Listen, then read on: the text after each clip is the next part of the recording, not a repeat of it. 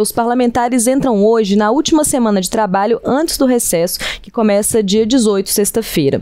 Lu, a gente tem uma série de projetos parados, né, que eles têm uma certa urgência, uma questão de um tempo ali que eles precisam ser julgados, até analisados, né, pelo Congresso, vamos falar assim, tanto por uma questão política mesmo, né, por exemplo, a gente tem as pautas do licenciamento ambiental e da isenção, do aumento da faixa de isenção do imposto de renda, e outras que são realmente sensíveis mesmo, no sentido de código eleitoral, por exemplo, que precisa ser aprovada, ser sancionada e tal, com um ano antes da eleição, para começar a valer. Vamos trazer para o nosso espectador aqui quais são essas expectativas do Congresso, que está ali, né, está bem em evidência ultimamente, né, pensando em todas as questões dos embates com o governo, e aí foi alvo de crítica, teve protesto contra o Congresso e tudo mais. Quais que são as expectativas para essa semana, para esses projetos que vão ser colocados na mesa?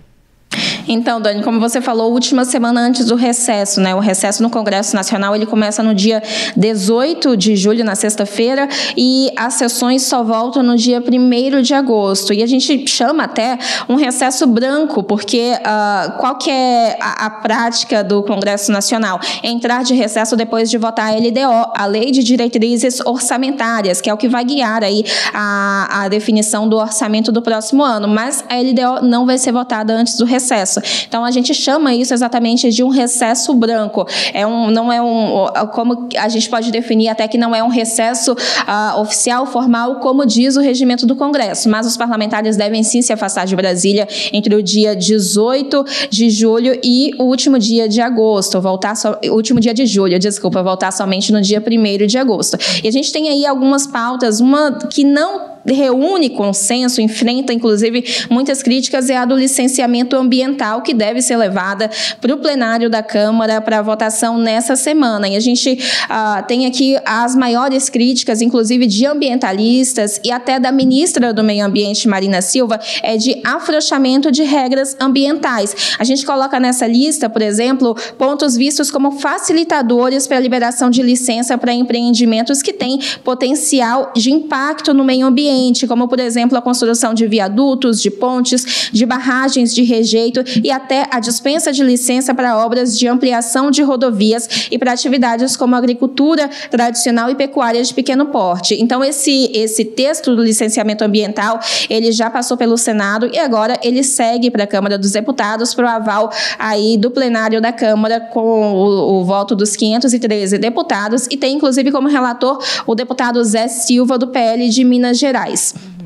Além do licenciamento ambiental, a gente tem um outro assunto que está até um pouco mais pacificado, que é o do imposto de renda, uma pauta prioritária para o governo do presidente Luiz Inácio Lula da Silva, de isentar quem ganha aí até R$5.000 desse imposto de renda, uma medida que deve causar um impacto realmente na renda de praticamente 10 milhões de pessoas no país.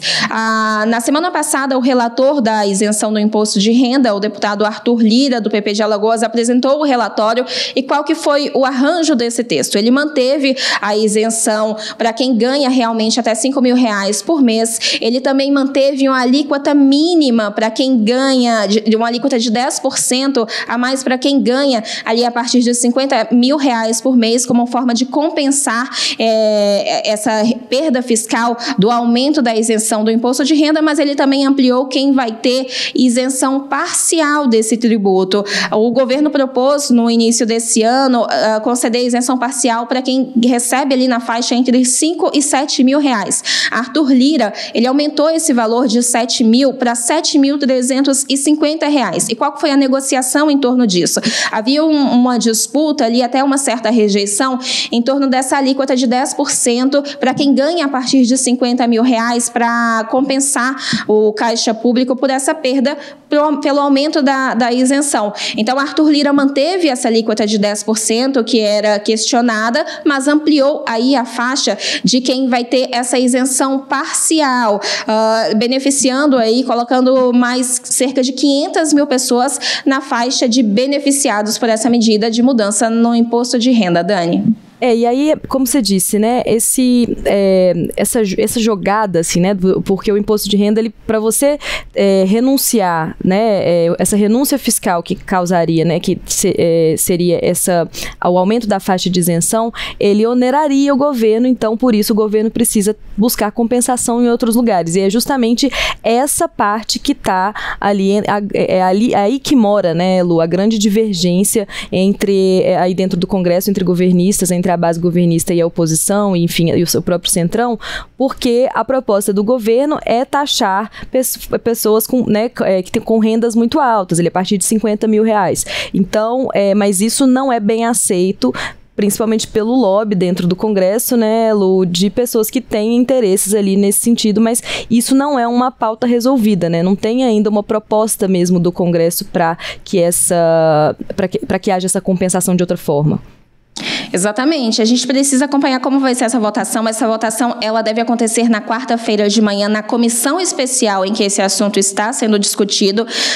Deputados podem apresentar ainda emendas, que são sugestões de alteração ao texto, destaques até quando a votação for feita no plenário. No plenário, a gente deve esperar isso somente para depois do recesso, ali a partir de agosto, mas a gente precisa observar como vai ser levada essa discussão em torno do relatório de Arthur Lira, né? Se esse aumento da faixa de isenção parcial, se ele vai ser suficiente para que parlamentares aceitem essa alíquota de 10% como forma de compensação para quem ganha a partir de R$50 mil por mês. Uhum.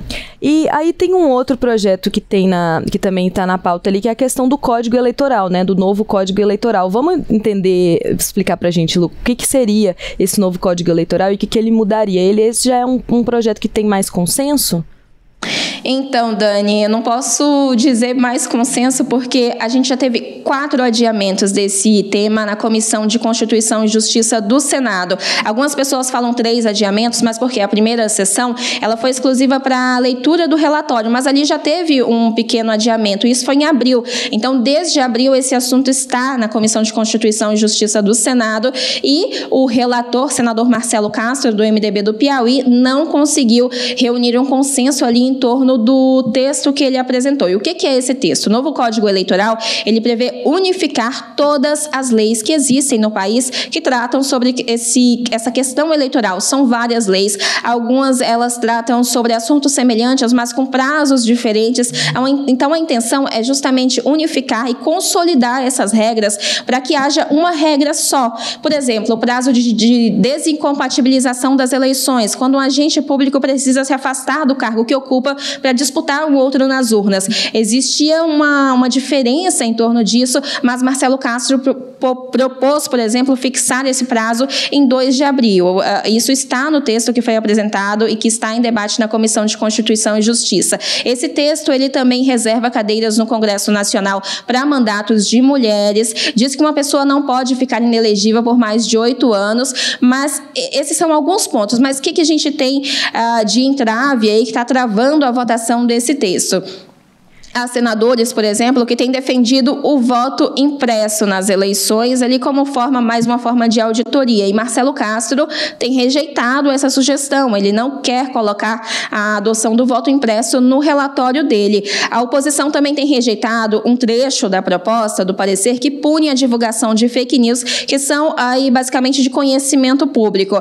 A alegação da oposição é de que essa parte do texto ela pode ocasionar aí uma certa censura. E esse argumento também foi rejeitado pelo relator, senador Marcelo Castro. Também há reclamações sobre o artigo que exige o afastamento do cargo 2 anos antes das eleições de policiais e militares que querem disputar uma eleição. Então, esses são alguns pontos que têm travado ali o avanço desse tema, do novo Código Eleitoral, a votação dessa pauta ali na Comissão de Constituição e Justiça, mas assim, na semana passada isso voltou para a pauta da CCJ, Dani, e o relator Marcelo Castro chegou a pedir que fosse colocado em votação nessa semana para resolver esse assunto antes do recesso, mas não há reunião da CCJ convocada para essa semana e a assessoria de Marcelo Castro já espera que isso fique para depois do recesso, ou seja, um tema que estava pendente para ser resolvido ainda nessa semana vai ficar para depois do recesso. E como você falou, regras eleitorais elas precisam ser aprovadas 1 ano antes das eleições para que elas sejam válidas